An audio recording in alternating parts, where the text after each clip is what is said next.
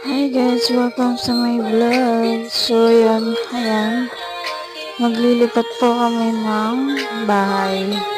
Lilipat po kami ng bagong apartment. So maglilinis muna kami bago kami lumipat. Ayusin muna namin yung mga gamit namin.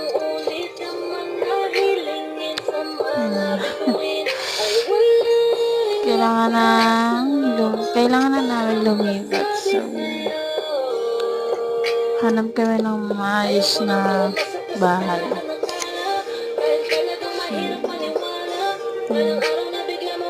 Linis muna kami ng mga gamit. Ayusin muna namin yung mga gamit-gamit namin. Kailangan natin linisin para wala rin masabi.